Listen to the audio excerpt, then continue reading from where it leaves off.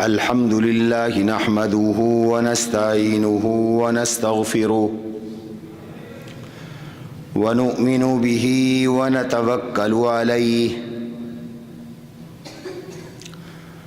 ونعوذ بالله من شرور أنفسنا ومن سيئات أعمالنا من يهده الله فلا مضل له ومن يضلله فلا هادي له ونشهد أن لا إله إلا الله وحده لا شريك له ونشهد أن سيدنا ومولانا محمدا عبده ورسوله صلى الله تعالى عليه وعلى آله وأصحابه وأزواجه وأتباعه وذرياته أجمعين إلى يوم الدين. أما بعد فأعوذ بالله من الشيطان الرجيم. بسم الله الرحمن الرحيم. يا أيها الذين آمنوا من يرتد منكم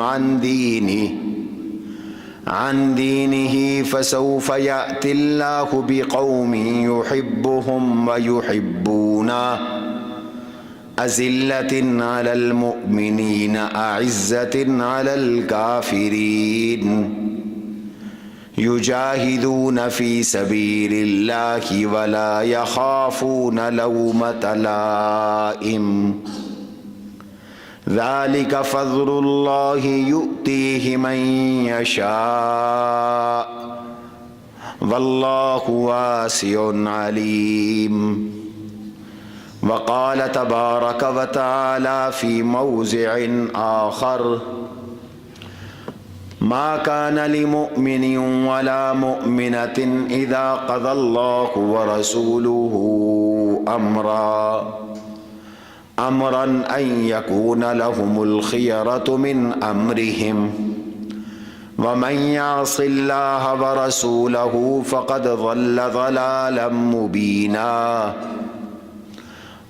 وقال ابو بکر الصدیق رضی اللہ تعالی عنہ والذی نفس ابی بکر بیدہ لو ظننت ان السباع تخطفنی لانفذت بعث اسامہ کما امر به رسول اللہ صلی اللہ علیہ وسلم ولو لم يبق في القرى غيري لأنفذته. وقال أبو بكر رضي الله تعالى عنه أجبار في الجاهلية وخوار في الإسلام انقطع الوحي أينقص الدين وأنا حي. وقال رسول الله صلى الله عليه وسلم ابو بکر فی الجنہ. صدق اللہ وصدق رسوله النبی الکریم ونحن على ذلك لمن الشاہدین والشاکرین والحمد للہ رب العالمین. اللهم صل على محمد وعلى آل محمد كما صليت على إبراهيم وعلى آل إبراهيم إنك حميد مجيد. اللهم بارك على محمد وعلى آل محمد كما باركت على إبراهيم وعلى آل إبراهيم إنك حميد مجيد. استغفر الله ربي من كل ذنب وأتوب إليه. استغفر الله ربي من كل ذنب وأتوب إليه. استغفر الله الذي لا إله إلا هو الحي القيوم وأتوب إليه. گرامی قدر سامعین محترم، عزیزان گرامی،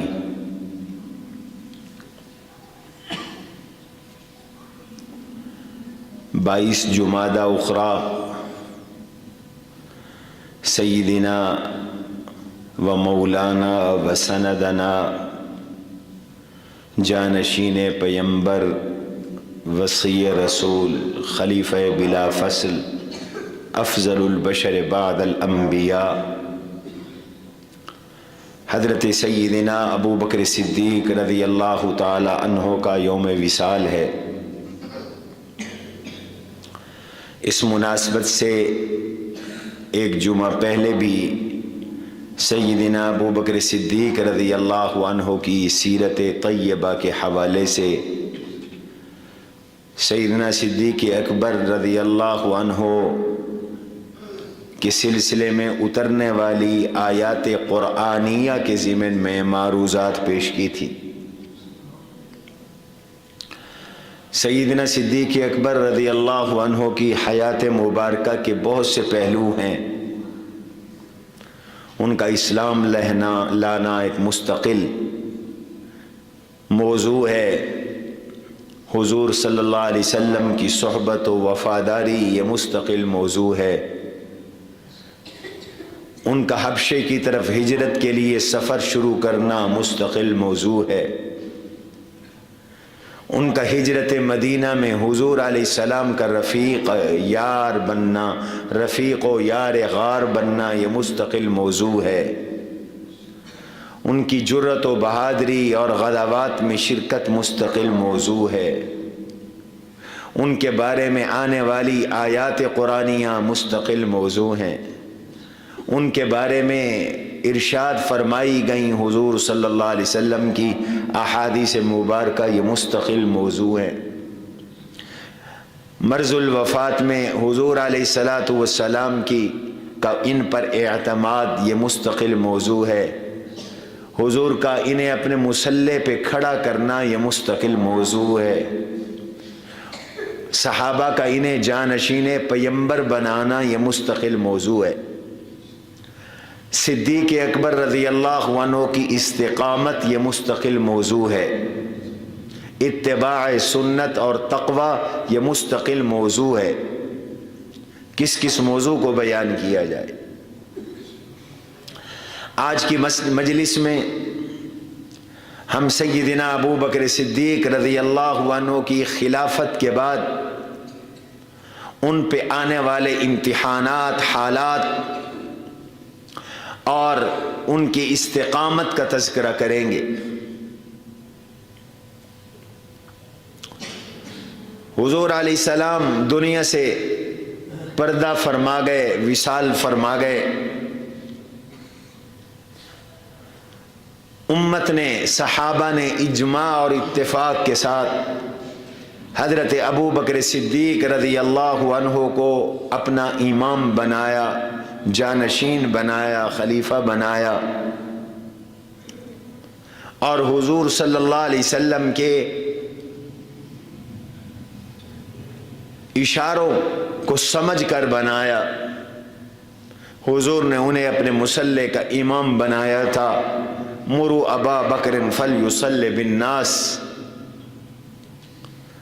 تمام صحابہ میں ایک صحابی بھی ایسا نہیں تھا جس نے حضرت ابو بکر صدیق کے ہاتھ پہ بیعت نہ کی ہو۔ اہل بیت نے بھی بیعت کی، حضور کے صحابہ نے بھی بیعت کی۔ ابو بکر صدیق رضی اللہ عنہ کے خلیفۃ المسلمین بننے کے بعد بہت بڑے ابتلا اور امتحان سے گزرے۔ یہ حضرت صدیق کی استقامت کا امتحان تھا، ان کی جرت کا امتحان تھا، ان کی بہادری کا امتحان تھا، ان کی قیادت کا امتحان تھا، ان کی سیادت کا امتحان تھا، ان کی فراست کا امتحان تھا۔ جیسے ہی حضور دنیا سے رخصت ہوئے تو پورے عرب کے حالات بدل گئے۔ بہت سے قبائل عرب مرتد ہو گئے، انہوں نے اسلام کو چھوڑ دیا، بت پرستی میں مبتلا ہو گئے۔ اس کی وجہ ایک تو حضور کے وصال کا حزن اور غم تھا، اس کی ایک وجہ اقتدار پرستی تھی، وہ چاہتے تھے کہ حکومت ہمیں مل جائے، اقتدار ہمیں مل جائے۔ اس کی ایک وجہ رسم جاہلیت تھی، ابھی دلوں میں اچھی طرح اسلام نہیں اترا تھا۔ کچھ لوگوں نے نماز کا انکار کر دیا، انہوں نے کہا ہم نماز نہیں پڑھیں گے۔ کچھ لوگوں نے زکوٰۃ کا انکار کر دیا، انہوں نے کہا ہم زکوٰۃ نہیں دیں گے۔ زکوٰۃ تو حضور علیہ السلام کے ساتھ خاص تھی، حضور دنیا میں نہیں رہے تو ہم نہیں دیں گے زکوٰۃ، وہ زکوٰۃ کے منکر بن گئے۔ کچھ لوگوں نے نبوت کا جھوٹا دعویٰ کر دیا، انہوں نے کہا ہم نبی ہیں، نعوذ باللہ۔ مسلمہ کذاب نے کہا میں نبی ہوں۔ اسود انسی یمن میں تھا، اس نے کہا میں نبی ہوں۔ انہوں نے اپنے ساتھ بڑے بڑے جتھے لگا لیے، اپنی برادریوں کو اپنے ساتھ لگا لیا۔ کچھ لوگوں نے کہا ہم زکوٰۃ دیں گے لیکن خود دیں گے۔ ابو بکر کون ہوتا ہے ہم سے زکوٰۃ وصول کرنے والا، ہم ابو بکر کو زکوٰۃ نہیں دیں گے۔ ہر طرف سے اس طرح کی خبریں آنے لگیں، ایک بڑا چیلنج بن گیا۔ اب لیکن ایسے مشکل حالات حضور صلی اللہ علیہ وسلم کے بعد حضرت ابو بکر صدیق رضی اللہ تعالی عنہ پر آئے۔ امی عائشہ کہتی ہیں کہ اگر پہاڑوں پر یہ سختیاں آتی تو وہ بھی ریزہ ریزہ ہو جاتی، دنوں پہ یہ سختیاں آتی تو وہ رات بن جاتے، راتوں پہ یہ سختیاں آتی تو وہ دن بن جاتے۔ اتنی بڑی آزمائش سے حضرت ابو بکر صدیق رضی اللہ تعالیٰ عنہ گزر رہے تھے،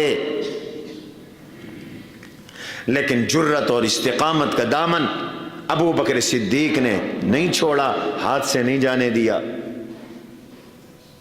سب سے پہلا کام یہ کیا حضرت ابو بکر صدیق رضی اللہ عنہ نے کہ حضور علیہ السلام کے وصال کے 3 دن بعد انہوں نے مدینہ میں منادی کرا دی کہ جن لوگوں کی رسول اللہ صلی اللہ علیہ وسلم نے تشکیل کی تھی حضرت اسامہ بن زید رضی اللہ عنہ کی قیادت میں، لشکر اسامہ میں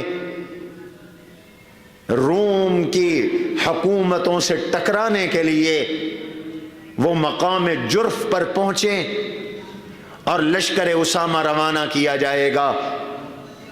یہ وصال رسول کے 3 دن بعد انہوں نے اعلان کر دیا۔ اس لشکر اسامہ کا بھی ایک پس منظر تھا۔ جناب رسول اللہ صلی اللہ علیہ وسلم نے سن 7 ہجری میں اپنے جلیل القدر صحابہ کو روم میں بھیجا تھا، رومی سلطنت میں بھیجا تھا۔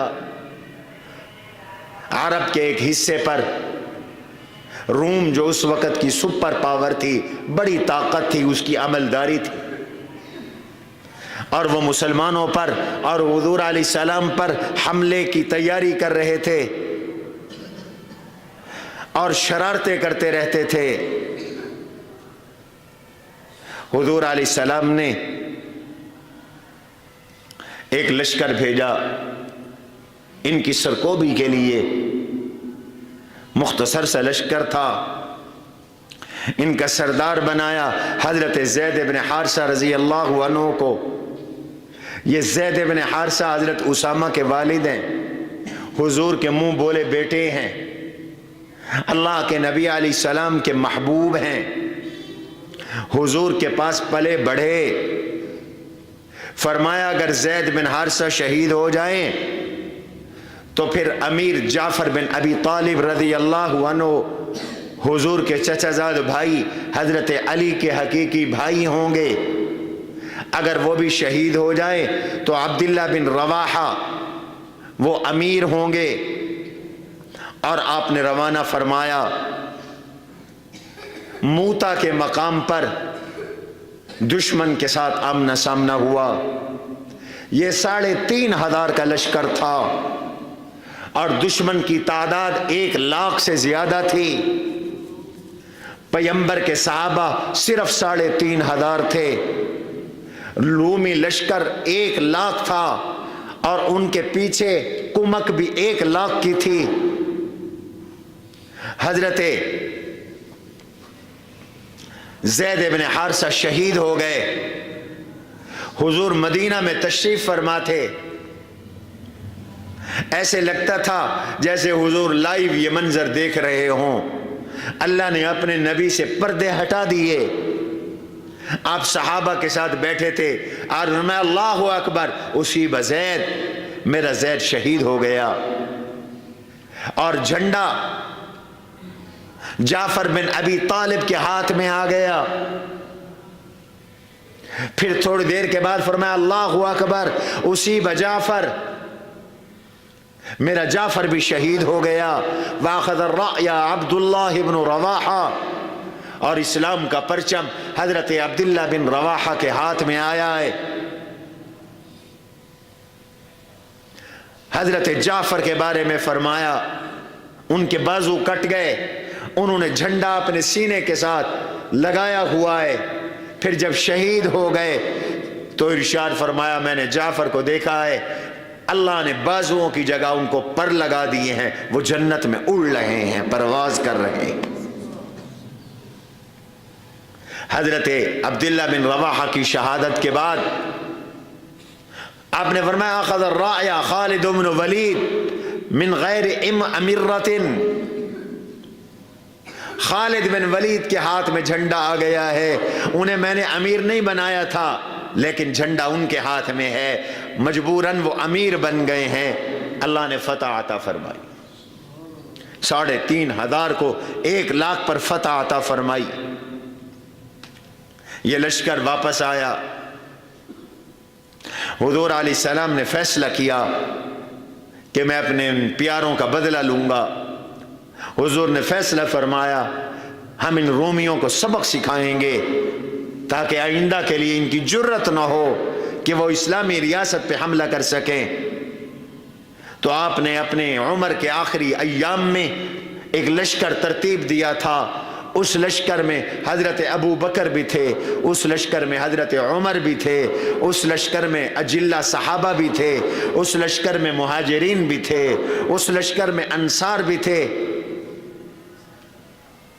اور اس کا امیر حضرت زید کے لخت جگر، نور نظر اور صاحبزادے حضرت اسامہ بن زید رضی اللہ عنہ کو بنایا، جن کی عمر صرف 18 سال تھی۔ 18 سال کے نوجوان کو جناب رسول اللہ صلی اللہ علیہ وسلم نے بڑے بڑے انصار پر، مہاجرین پر، ابو بکر پر، عمر پر امیر بنا دیا۔ کچھ لوگوں نے اعتراض بھی کیا، انہوں نے کہا یہ بچہ ہے، یہ لڑکا ہے، یہ چھوکرا ہے، یہ قیادت کیسے کرے گا، یہ جنگ کیسے کرے گا، اس کے باپ کی عمر کے، اس کے باپ سے بڑی عمر کے لوگ اس کی عمارت میں کیسے رہیں گے۔ حضور نے یہ سارے اعتراضات مسترد کر دیے تھے اور فرمایا تھا ان تطعنوا فی عمارتہ فقد کنتم تطعنون فی عمارت ابیہ من قبل، اگر آج تم اعتراض کرنے والے اسامہ کی عمارت پہ اعتراض کر رہے ہو تو کل اس کے باپ زید کی عمارت پہ بھی تم اعتراض کرتے تھے۔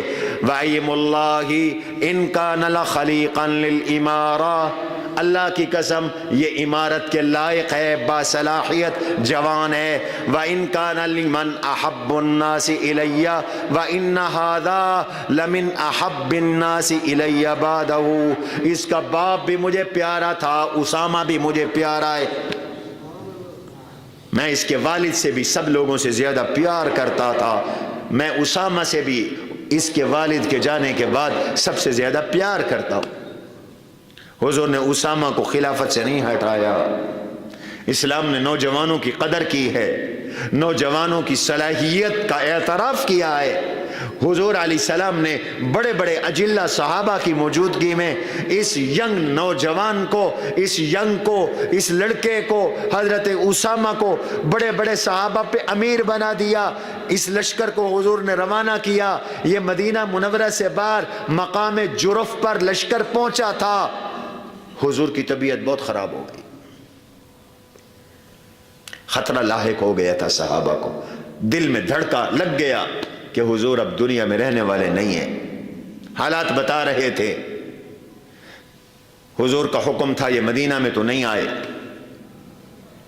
حضور کے حکم کی تعمیل میں مدینہ سے باہر، لیکن یہ بھی دل نہیں کرتا تھا کہ حضور ہمارے پیچھے دنیا سے چلے جائیں اور ہم آخری دیدار سے بھی محروم رہیں۔ یہ جی نہیں چاہتا تھا کہ حضور دنیا سے چلے جائیں اور ہم اللہ کے نبی کے لیے دعا بھی نہ کریں، ہم حضور علیہ السلام کے دیدار سے محروم ہو جائیں۔ اس لیے حضرت اسامہ بن زید کا یہ لشکر مقام جرف پہ رہا۔ ابھی یہ مقام جرف پہ ہی تھے تو امت پہ یہ قیامت ٹوٹی، حضور دنیا سے رخصت ہو گئے، یہ سب واپس آ گئے۔ ابھی حضور کے وصال کو 3 دن گزرے تھے، صدیق اکبر نے پہلا کام یہ کیا، اللہ اکبر، فرمایا کہ اسامہ کے لشکر کے شریکو نکلو تم مقام جرف میں نے تمہیں روانہ کرنا ہے۔ اس اعلان کے سنتے ہی اس اعلان کے بعد حضرت ابو بکر صدیق رضی اللہ عنہ نے ایک بڑا شاندار خطبہ ارشاد فرمایا۔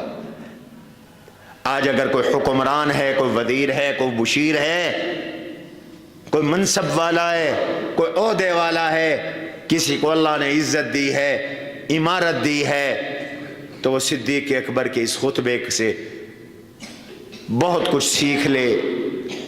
صدیق کتنے صاحب تقوی تھے، کتنے خوف خدا والے تھے، کتنے متبع سنت تھے، کتنے سمجھدار تھے، کتنے عاجزی والے تھے۔ ارشاد فرمایا ایھا الناس انما انا مثلکم وانی لا ادری لعلکم تکلفونی ما کان رسول اللہ صلی اللہ علیہ وسلم یطیق۔ لوگو میں تمہاری ہی طرح کا ایک انسان ہوں، میں تمہاری ہی طرح کا ایک انسان ہوں، اور میں نہیں جانتا کہ جو کام تم مجھ سے چاہتے ہو وہ کام حضور علیہ السلام جو کیا کرتے تھے میں اس کی طاقت رکھتا ہوں کہ نہیں رکھتا، تمہاری توقعات پہ پورا اترتا ہوں نہیں اترتا۔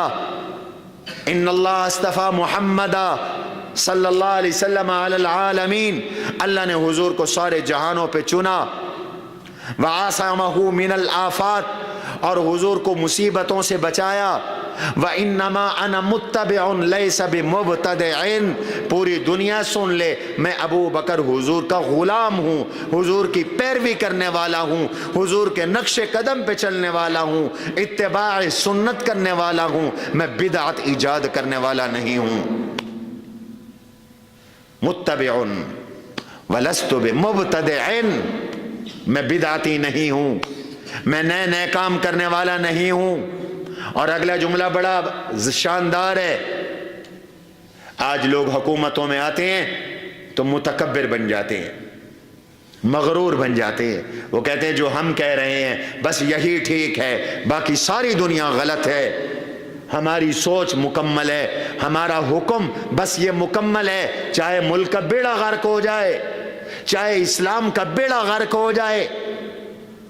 یہ اپنی انانیت میں بات سننے کے لیے تیار نہیں ہوتے۔ صدیق اکبر نے برسر عام پوری دنیا کے مجمع میں، صحابہ کے مجمع میں یہ اعلان کر دیا، فَإِنِ اسْتَقَمْتُ فَاقْبَایِعُونِی وَإِن زُغْتُ فَقَوِّمُونِی۔ کتنا بڑا اعلان ہے، ان استقمت فبایعونی، اگر میں سیدھی راہ پہ چلتا رہوں تو میری بیعت کرنا، وان زغت، اور اگر میں پھسل جاؤں، میں ٹیڑھا ہو جاؤں، میں غلط راستے پہ چل جاؤں، فقومونی، میں تمہیں اختیار دیتا ہوں، تم مجھ ابو بکر کو ٹھیک کر دینا، سیدھا کر دینا۔ آج تو حکومت پہ تنقید کرو تو جیل ہے، پرچے ہیں، گرفتاریاں ہیں، اور دعویٰ ہے ہماری عوامی حکومت ہے، ہماری جمہوری حکومت ہے۔ بھائی جمہوری حکومت میں تو ہر کوئی تنقید کو سنتا ہے، سنو نا تم اپنے اوپر تنقید کو۔ حکومت صدیق کی تھی کہ تیسرے دن قوم کو خطاب کر کے فرمایا اگر میں ٹھیک ہوں تو میری اقتداء میں رہو، بیعت پہ قائم رہو، اور اگر میں پھسل جاؤں، میں گمراہ ہو جاؤں، میں غلطی کروں تو میں تمہیں اختیار دیتا ہوں، تم ابو بکر کو سیدھا کر دو، ٹھیک کر دو۔ وَإِنَّ رَسُولُ اللَّهِ صَلَّى اللَّهُ عَلَيْهِ وَسَلَّمَ قُبِضَ وَلَيْسَ أَحَدٌ مِّنْ هَذِهِ الْأُمَّةِ يَطْلُبُهُ بِمَظْلِمَةٍ۔ آئے آئے آئے، فرمایا حضور دنیا سے چلے گئے، ایک شخص ایسا نہیں ہے جو یہ کہہ سکے کہ مجھ پر حضور نے فلاں زیادتی کی تھی، مجھے میرا حق دلایا جائے، ایک شخص ایسا نہیں ہے۔ یہ میرے نبی کی سیرت ہے۔ اعلانیہ فرمایا قبض رسول اللہ صلی اللہ علیہ وسلم، حضور دنیا سے اٹھا لیے گئے، ولیس احد من هذه الامة یطلبہ بمظلمۃ ضربۃ صوت فما دونہا، ایک بندہ ایسا نہیں جو یہ کہے کہ مجھ پر حضور نے ظلم کیا تھا، مجھے ڈنڈا مارا تھا، مجھے تھپڑ مارا تھا، مجھے گالی دی تھی، مجھے حضور علیہ السلام نے ستایا تھا، مجھے حضور نے ایذا پہنچائی تھی، مجھے حضور نے تکلیف پہنچائی تھی۔ میں چیلنج دیتا ہوں کوئی ایک آدمی میرے سامنے کھڑے ہو کر اپنا مقدمہ تو پیش کرے۔ حضور اتنے عدل، انصاف، اخلاق والے تھے کہ حضور دنیا سے گئے تو کسی پر کوئی زیادتی آپ نے نہیں کی تھی۔ یہ اصل سیرت ہے حضور صلی اللہ علیہ وسلم کی۔ میں بھی ایسے ہی رہوں گا، لیکن حضور تو معصوم عن الخطا تھے، گناہوں سے پاک تھے، اور میں معصوم نہیں ہوں، میرے ساتھ شیطان بھی ہے۔ وَإِنَّ لِي شَيْطَانًا يَعْتَرِينِي فَإِذَا أَتَانِي فَاجْتَنِبُونِي، میرے ساتھ شیطان بھی ہے، اگر شیطان مجھ پر حملہ آور ہو جائے، شیطان مجھے چپک جائے تو میں تمہیں پیش کی کہہ رہا ہوں، پھر میری بات نہ ماننا۔ کیا مانا؟ اگر میں اللہ کے حکم کے خلاف حکم دوں، اگر میں قرآن کے خلاف حکم دوں، میں سنت کے خلاف حکم دوں، میری بات نہ ماننا۔ یہ ہے ابو بکر صدیق کی سیاست، یہ ہے ابو بکر صدیق کی خلافت، یہ ہے ابو بکر صدیق کی حکومت۔ خود فرما رہے ہیں اللہ اکبر، اور پھر فرمایا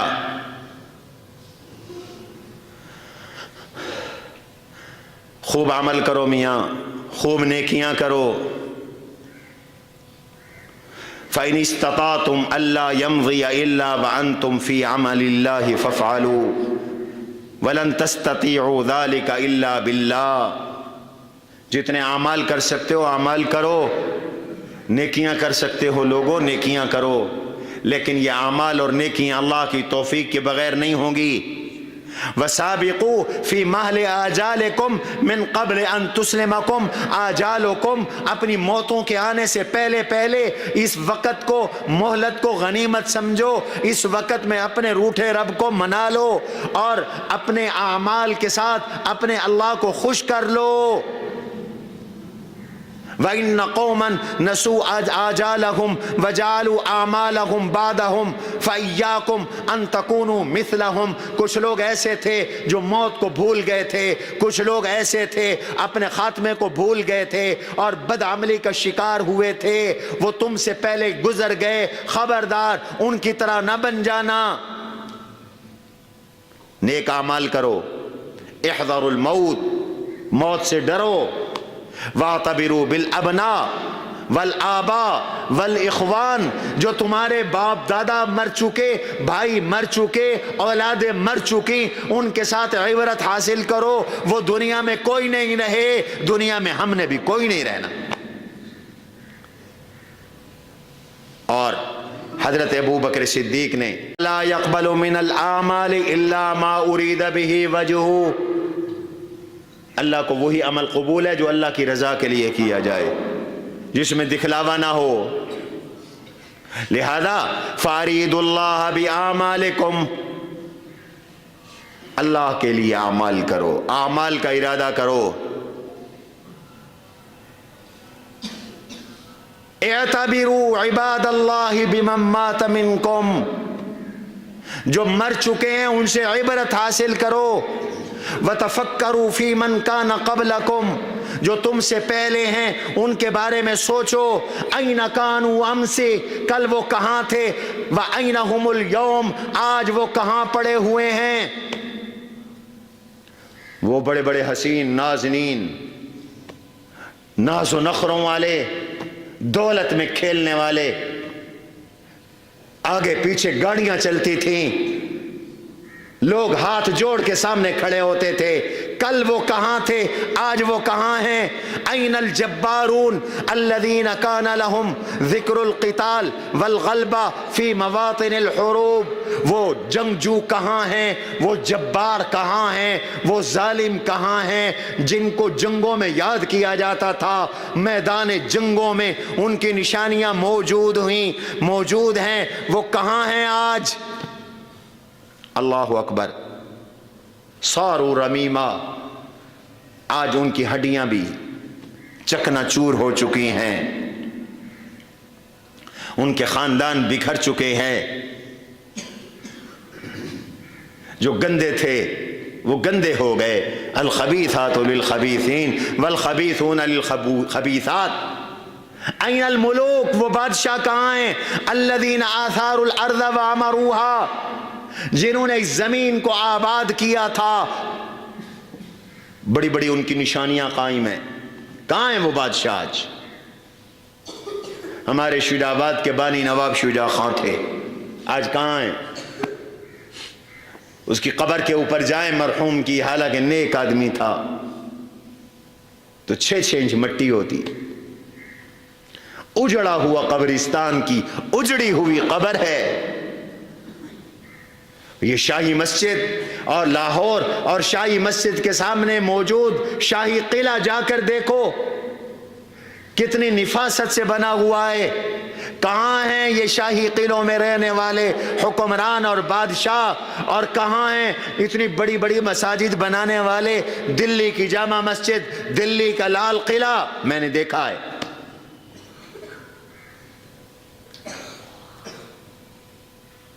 تم بہاول پور چلے جاؤ، نواب صاحب کا محل جا کے دیکھو، بہاول پور میں موجود ہے. آج بھی ان کے تخت پڑے ہوئے ہیں جن پر وہ بیٹھا کرتے تھے اور بیٹھ کر احکام جاری کرتے تھے، فیصلے کرتے تھے. صدیق اکبر نے متوجہ کیا یہ بادشاہ کہاں ہیں. آج ان کا ذکر بھی بھول چکے لوگ، وہ لاشے ہو گئے. اللہ باقی ہے، دنیا فانی ہے. ان کی خواہشات بھی مٹ گئیں، وہ بھی چلے گئے، ان کے اعمال بھی نہ رہے، ان کی دنیا دوسروں کے پاس چلی گئی. کہاں ہیں خوبصورت چہروں والے لوگ؟ کہاں ہیں جن کو دیکھ کر لوگ حیرت زدہ ہوتے تھے؟ اوئے ہوئے اتنا چمکدار چہرہ، آج وہ مٹی مٹی ہو گئے. کہاں ہیں وہ لوگ جو جسم کے اوپر مٹی نہیں آنے دیتے تھے، آج وہ خود مٹی بن گئے. یہ شہروں کے بانی کہاں ہیں؟ پھر قرآن کریم کی آیت پڑھی، کم اہلکنا قبلہم من قرن هل تحس منہم من احد او تسمع لہم رکضا. ہم نے بہت سی بستیوں کو ہلاک کیا، تمہیں ان کی آہٹ بھی سنائی نہیں دیتی, تمہیں محسوس بھی نہیں ہوتے. کہاں ہیں وہ لوگ آج ان کی آہٹ بھی نہیں ہے جن کا شور اور غلغلہ ہوتا تھا؟ کہاں ہیں وہ لوگ جن کی بڑی بڑی نشانیاں اور علامتیں تھیں, آج محسوس بھی نہیں ہوتے؟ حضرت ابو بکر صدیق رضی اللہ عنہ نے حضور علیہ السلام کے وصال کے 3 دن بعد یہ خطبہ ارشاد فرمایا, اور اس خطبے کے ارشاد فرمانے کے بعد آپ نے حکم دیا حضرت اسامہ کو کہ اسامہ لے کے جاؤ اس لشکر کو, روانہ ہو جاؤ. حضور نے تمہیں حکم دیا تھا, تمہیں بھیجا تھا, وہ کام آج تم پورا کرو. اللہ اکبر. ادھر لوگ مرتد ہو چکے تھے, مدینہ خالی ہو رہا تھا, بڑے بڑے کبار صحابہ اس لشکر میں جا رہے تھے. تو حضرت اسامہ رضی اللہ تعالی عنہ نے حضرت عمر سے کہا, عمر تم جا کر حضرت ابو بکر صدیق سے بات کرو کہ حالات بدل گئے ہیں. مدنی کے زمانے میں حالات اور تھے, آج حالات اور ہیں. مجھے اس بات کا اندیشہ اور خطرہ ہے کہ اگر یہ لشکر روانہ ہو گیا تو پیچھے سے اسلامی ریاست پر, مدینے پر یہ مرتدین حملہ کر دیں گے. مدینے کا کیا بنے گا؟ ازواج مطہرات کا کیا بنے گا؟ حضور کے روضے کا کیا بنے گا؟ اللہ اکبر. حضرت عمر آئے اور حضرت ابو بکر سے آ کر بات کی. حضرت ابو بکر نے انکار کر دیا. انہوں نے فرمایا جو کام حضور کر گئے, ابو بکر کون ہوتا ہے کہ اس کام کو روکے؟ پھر مجمع کو بلا لیا, مہاجرین صحابہ, انصار صحابہ, ان سے کہا کہ تم اپنی اپنی آرا دو, کیا کہتے ہو؟ تو اکثر مہاجرین کی اور انصار کی رائے یہ تھی. حضرت عمر تو شد و مد کے ساتھ روک رہے تھے کہ اب حالات بدل گئے ہیں, اسامہ کے لشکر کو روانہ نہ کیا جائے تاکہ مدینہ کی حفاظت ہو سکے. حضرت ابو بکر سب کی آرا سنتے رہے اور پھر مجلس برخاست کر دی. سب نے رائے دی, ابو بکر نے سب کی سنی, مجلس برخاست کر دی. پھر نماز ادا کی. پھر نماز ادا کرنے کے بعد دوبارہ صحابہ کو جمع کیا, اور ان کو جمع کرنے کے بعد ارشاد فرمایا کہ لشکر اسامہ کو میرے نبی نے تشکیل دیا تھا. کون ہوتے ہیں ہم کہ حضور کے ترتیب دیے ہوئے لشکر کو ہم روک دیں؟ سنو, میں 2 ٹوک اعلان کرتا ہوں.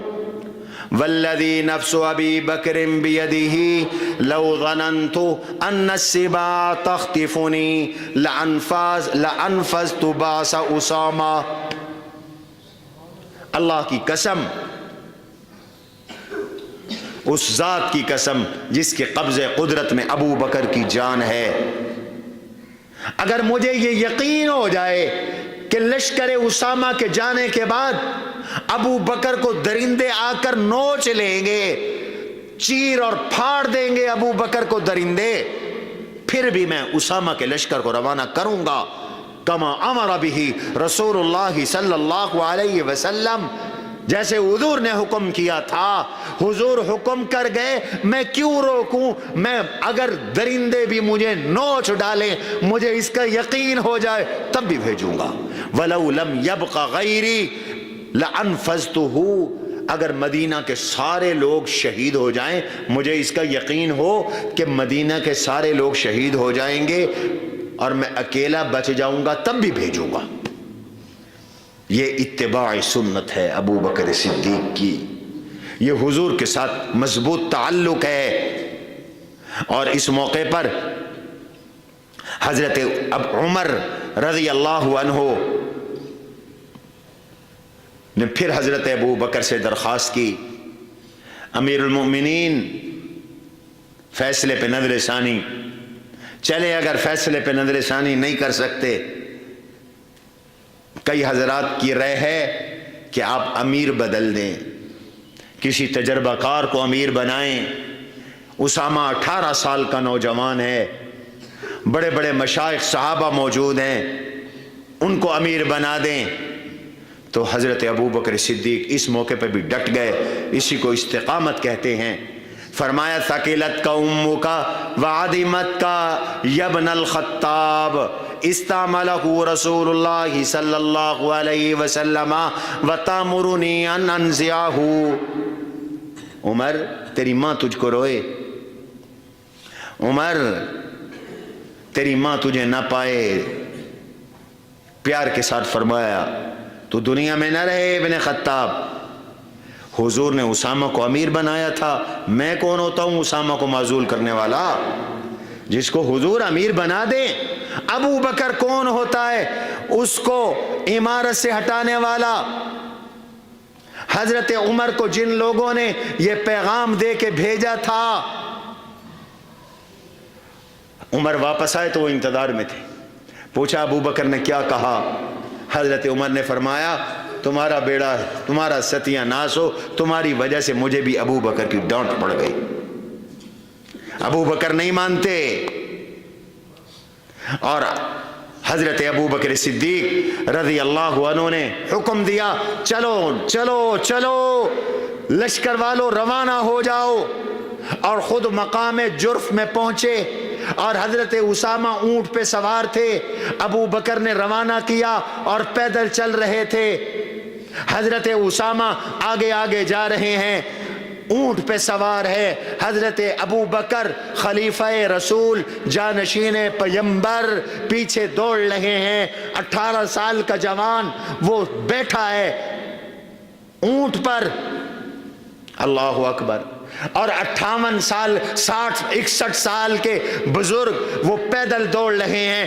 اسامہ نے کہا امیر المومنین مہربانی کریں آپ سوار ہو جائیں یا میں نیچے اترتا ہوں، مجھے شرم آتی ہے کہ میں اوپر بیٹھا ہوں، آپ پیدل دوڑتے چلے جا رہے ہیں۔ فرمایا نہیں نہیں تو اوپر ہی بیٹھے گا، ابو بکر پیدل ہی چلے گا، ابو بکر تو جیسے مجاہد کو روانہ کرے گا۔ ان کو اترنے نہیں دیا حضرت ابو بکر صدیق نے۔ کتنی بڑی استقامت ہے۔ واللہ لا تنزلوا واللہ لا ارکبوا وما علی ان اغبر قدمی فی سبیل اللہ، خدا کی قسم نہ تو اترے گا نہ میں سوار ہوں گا۔ میں یہ چاہتا ہوں کہ ابو بکر کے پاؤں جہاد میں اللہ کی راہ میں غبار آلود ہو جائے، ابو بکر کے پاؤں پر جہاد کی مٹی چڑھ جائے، تاکہ کل قیامت کے دن ابو بکر اپنے رب کے دربار میں اس مٹی کو بھی اپنے اعمال میں پیش کر سکے۔ اترے نہیں حضرت ابو بکر صدیق، اترنے نہیں دیا حضرت ابو بکر نے، خود بھی سوار نہیں ہوئے۔ اور پھر حضرت اسامہ سے فرمایا اسامہ ابو عمر بھی تمہارے لشکر کا حصہ تھے نا، اگر تم چاہو تو میری مدد کے لیے عمر کو چھوڑ دو، لشکر کا ایک آدمی مجھے دے دو، عمر کو تم میری مدد کے لیے چھوڑ دو۔ حضرت اسامہ نے فرمایا ضرور، آپ عمر کو لے لے۔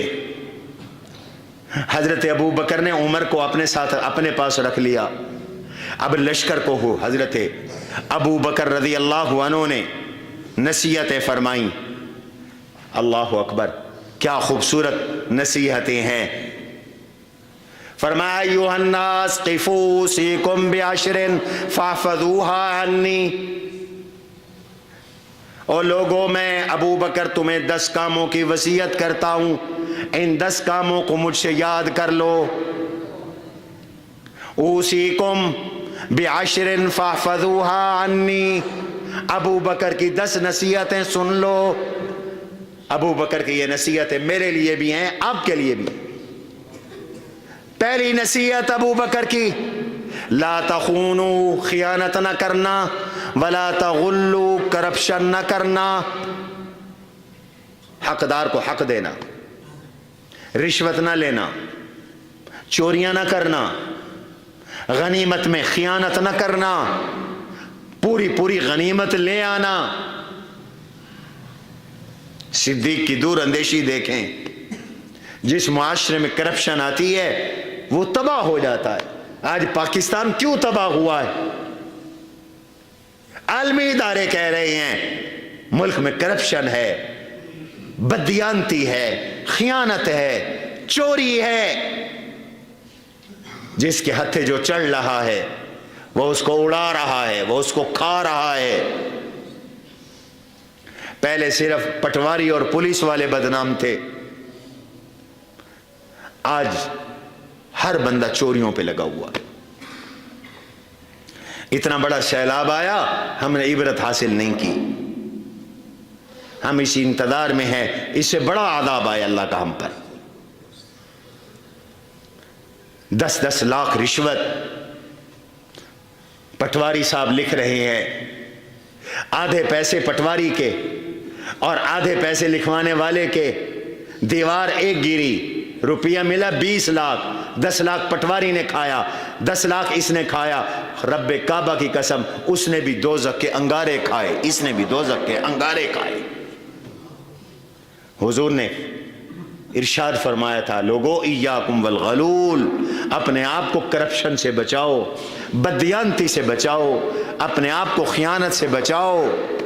حضور نے ارشاد فرمایا تھا، شراکن فی النار و شراکان فی النار، ایک تسمہ جوتے کا، جوتا نہیں، جوتے کا تسمہ، ڈوری اگر وہ بھی چوری کی ہے، کرپشن کی ہے، رشوت کی ہے، خیانت کی ہے، تو وہ بھی جہنم میں لے جانے والی ہے۔ 2 تسمے ہیں، وہ بھی جہنم میں لے جانے والے ہیں۔ سوئی چرائی کسی نے، ایک صحابی نے غنیمت میں سے خالی سوئی لے لی تھی۔ سوئی کی کیا حیثیت ہے، اتنی چھوٹی سی چیز۔ حضور نے جب یہ فرمایا تو وہ اٹھا، اس نے سوئی اٹھا کر واپس رکھ دی۔ اس نے کہا میں سوئی بھی نہیں لوں گا۔ یا ایھا الذین آمنوا لا تخونوا اللہ والرسول وتخونوا اماناتکم، ایمان والو نہ اللہ کی خیانت کرو، نہ اللہ کے رسول کی خیانت کرو، نہ اپنی امانتوں میں خیانت کرو۔ کرپٹ لوگ کبھی ان کی پوری نہیں پڑتی، اللہ امین بنائے، آمین کہو بھائی۔ یہ جو کرپشن کرنے والے ہیں ان کی کبھی پوری نہیں پڑتی، ان کا انجام خراب ہوتا ہے، بھوکے مرتے ہیں، ان کی اولادیں باغی، ان کی بیوی باغی۔ جو اولادوں کے پیٹوں میں ڈالو گے وہی نکلے گا، وہی اگے گا۔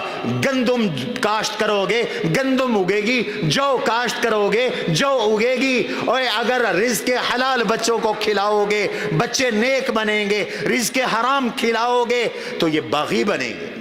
تو رب کا باغی بنا ہے، تیری نسلیں تیری باغی بنے گی۔ حرام سے بچو، رزق حلال کھاؤ، کرپشن کے اس بھوت سے نکلو۔ یہ امتحان ہے قوم کا۔ آدھے سے زیادہ ملک کے وسائل کرپشن میں برباد ہو رہے، کھلے عام رشوت ہے، کہہ دیا جاتا ہے اس فائل کے اتنے پیسے لگیں گے۔ کوئی مفت کا کام مسجد مدرسے کا آ جائے تو کئیوں کے پیٹ میں مروڑ اٹھتا ہے کہ اب یہ مفت کا کام کیسے کرنا پڑے گا۔ مولانا صاحب کا ڈنڈا ہے، کسی افسر کو شکایت لگا دیں گے، کیسے کرے؟ پھر بہانے بناتے ہیں۔ میں بھی ان کی رگوں کو خوب جانتا ہوں، میں نے بھی داڑھی ایسی سفید نہیں کی، میں نے بھی طے کیا ہوا ہے 1 روپیہ نہیں دوں گا کسی کو، اور سارے کام اپنے ادارے کے اللہ کے فضل و کرم سے میں بغیر رشوت کے کرواتا ہوں، 1 روپیہ نہیں دیتا، پورے محلے کے کرواتا ہوں، شہر کا جو کام کروا سکتا ہوں وہ کرواتا ہوں۔ خدا کا خوف کرو۔ اللہ کہتے ہیں کبھی بھی کرپٹ اور خائن کامیاب نہیں ہوگا۔ کرپشن کردار کی ہو کامیاب نہیں ہوگا یہ بندہ، کرپشن مال کی ہو یہ کامیاب نہیں ہوگا۔ ان اللہ لا یہدی کید الخائنین، اللہ خیانت کرنے والوں کی تدبیر اور مکر بھی کامیاب نہیں کرتے، یہ ناکام ہوتے ہیں۔ وہ ملک ناکام ہوگا جس میں کرپشن ہوگی۔ اللہ نے اپنے نبی سے فرمایا انا انزلنا الیک الکتاب بالحق لتحکم بین الناس بما اراک اللہ ولا تکن للخائنین خصیما واستغفر اللہ. میرے حبیب کسی خائن کسی چور کے طرفدار نہ بنے. یہ کرپٹ لوگ اس قابل نہیں ہیں کہ ان کی سفارش کریں، آپ ان کو رعایت دیں. آپ قرآن کے ساتھ فیصلہ کریں، قرآن امانت دار کے ساتھ ہے. اللہ اکبر. ان اللہ یامرکم ان تؤدوا الامانات الی اہلہا واذا حکمتم بین الناس ان تحکموا بالعدل ان اللہ نعم ما یعظکم بہ. یہ اللہ کی نصیحت ہے. امانت امانت دار کے سپرد کرو. امانت، حضور نے فرمایا جب امانت ضائع ہوگی قیامت آئے گی، یعنی تباہی آئے گی. اذا زیت الامانۃ فانتظر الساعہ. جب امانتیں برباد ہونے لگیں، میرٹ کا قتل ہونے لگے، میرٹ کی دھجیاں بکھیر دی جائیں، سفارش اور رشوت کا سسٹم آ جائے، نظام آ جائے، پیسے والا جرم کرے تو اسے سسٹم کچھ نہ کہے، غریب ہیلمٹ بھی نہ پہنے تو جیل جائے. وہ جیل جائے. 10 سال کا بچہ بھی سکول پڑھنے والا مدرسے پڑھنے والا جیل جائے. واہ تمہارا عدل، واہ تمہارا انصاف. تم نے ان کرپٹ لوگوں کو پکڑ لیا جو ملک کو لوٹ کے کھا گئے. کس کو نہیں پتا؟ تم نہیں جانتے کہ ایک نالی بننے آنے کا ٹھیکہ بھی ہو تو اس میں 60% رشوت میں جاتا ہے، 40% مشکل سے لگتا ہے. مجھے پتا ہے تو تمہیں نہیں پتا، حکمرانوں کو نہیں پتا. تم نے وہ قانون شکنی روک لی. آج تمہیں غریب نظر آتے ہیں قانون کے لیے، مولوی نظر آتے ہیں، مدرسوں والے نظر آتے ہیں. خدا کا خوف کرو. حضرت ابو بکر صدیق نے جو نصیحتیں کی اس لشکر کو وہ بڑی شاندار ہیں. فرمایا میں تمہیں 10 نصیحتیں کرتا ہوں. لشکر اسامہ سے فرمایا لا تخونوا ولا تغلوا. خیانت نہ کرنا، کرپشن اور غلول نہ کرنا. نمبر 3 ولا تغدروا.